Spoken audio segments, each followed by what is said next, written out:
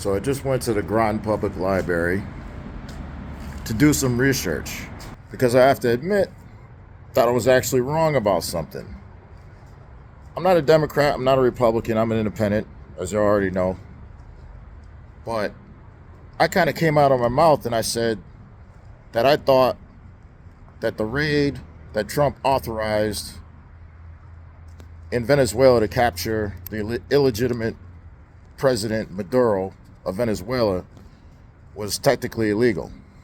I just did research. I just literally went to the Groton Public Library and read word for word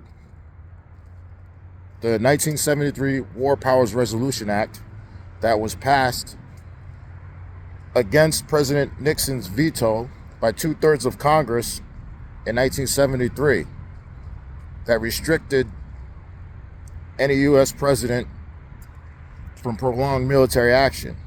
Now, even though the intention of this war resolution was in the wake of the Vietnam War, and it was intended to prevent U.S. presidents from starting a war, it actually gave U.S. presidents broad powers. And to sum it up in a nutshell, broad military hostile powers outside of U.S. territories and engagements for basically up to 90 days. So what has to happen is the U.S. president can authorize any military action anywhere in the world. But within 48 hours of that military action, he has to notify Congress, meaning he has to notify the Speaker of the House, and he has to notify the pro tempore or the President of the Senate. So basically he has to notify the House and the Senate, those are both chambers of Congress, in a report. He has to file that report with Congress within 8 hours of any military action. Now, this raid in Venezuela, as everybody knows, it was a lot less than 48 hours. So when the Democrats come out and technically say that what Trump did was illegal, technically they're actually wrong. And I was wrong. So, getting back to the 90 days things, under this resolution, if the U.S. president starts military action and that lasts for 60 days after he's filed his report, and Congress still has not provided or passed a declaration of war against the country that he's had hostile action in, or given him a pass and say, hey, look, you know, we're sitting on it and we'll authorize you to do, you know, to continue your military action temporarily while we still decide because we're out of Congress or whatever like that.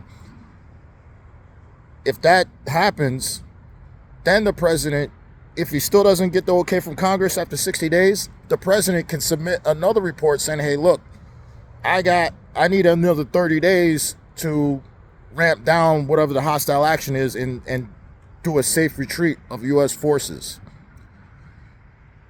So technically, by the 1973 war resolution, which was passed in the wake of the Vietnam War, I'm sure you all remember, the majority of the U.S. public was hotly against the Vietnam War by 1973.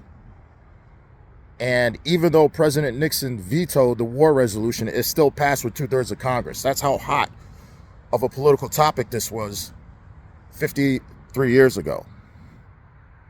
So to answer everybody's question, what Trump did in Venezuela technically is legal.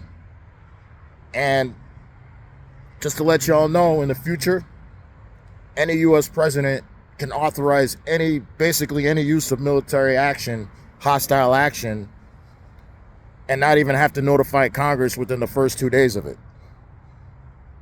And that makes sense because that's why President Obama was allowed to cross over a sovereign country's border in Pakistan and capture and kill Osama bin Laden. And that is why, you know, hostile actions like Afghanistan and Iraq, you don't even really need, you know, that much approval to start it. But you need a resolution from Congress, or you need a UN resolution to ultimately make a prolonged conflict legal. So I just did the research at the Ground Public Library.